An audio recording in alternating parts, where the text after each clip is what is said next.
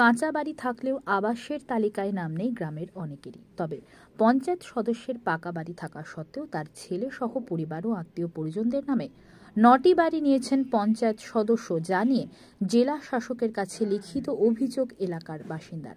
দক্ষিণ চব্বিশ পরগনার কুলপি বিধানসভার ঢোলা গ্রাম পঞ্চায়েতের দাড়ি কৌতলা গ্রামের পঞ্চায়েত সদস্য মমতাজ বিবি মিস্ত্রি, তৃণমূল কংগ্রেসের পঞ্চায়েত সদস্য তিনি।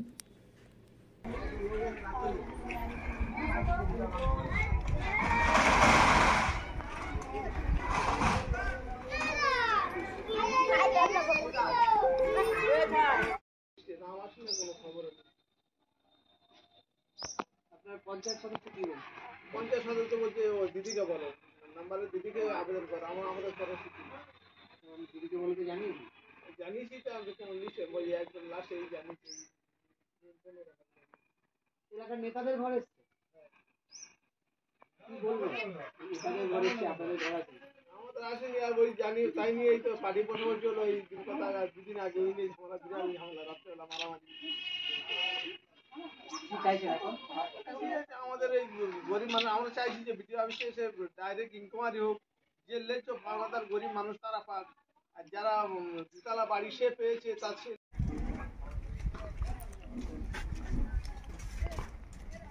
এই ঘরগুলো পাই না।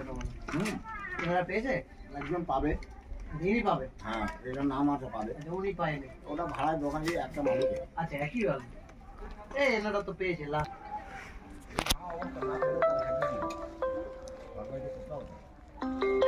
রবিন, একটা খবরে আছি, বলো।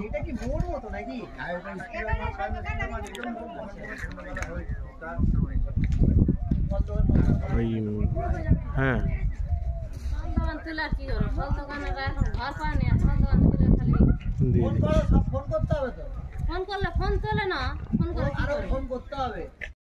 সেখানকার পঞ্চায়েত সদস্য মমতাজ বিবি, তার বিরুদ্ধে জেলা শাসকের কাছে অভিযোগ হয়েছে। এলাকাবাসীরা অভিযোগ করেছেন তিনি তার পাকা বাড়ি থাকা সত্ত্বেও তার ছেলের নামে এবং প্রায় আত্মীয় স্বজন মিলিয়ে 9 জনের নামে বাড়ি নিয়েছেন। কি বলবেন?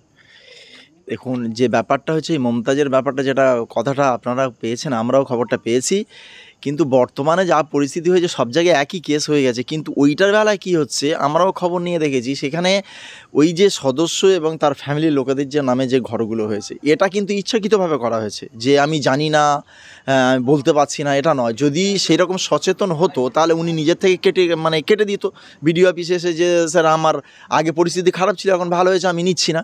কিন্তু সেটা না করে কী করেছে, ওরা এটা আড়াল করে নেওয়ার চেষ্টা করেছিল। কিন্তু মানুষ তো এখন সচেতন, মানুষ এটা বুঝতে পেরে গেছে, যার জন্য কমপ্লেন করেছে।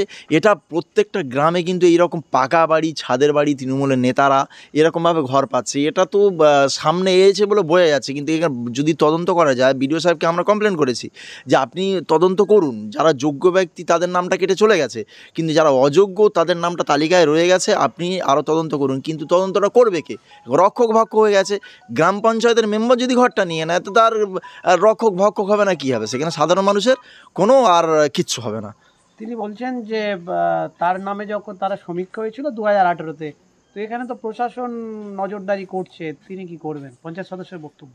ও বোকা বোকা কথাবার্তা, এগুলো হচ্ছে সাইড থেকে বেরিয়ে যাওয়ার জন্য। এটা বোকা বোকা কথা। মানুষ এত বোকা নয় যে ও বলে দিল যে তখন 18 সালে সার্ভে হয়েছিল, 18 সালে কি রাতারাতি বড়লোক হয়ে যাবে। এটাও তো হয়, তৃণমূলের নেতা নেত্রীটা তো রাতারাতি বড়লোক হয়ে যায়, রাতারাতি কোটিপতি হয়ে যায়। এই জন্য এত তাড়াতাড়ি ডেভেলপটা হয়ে গেল।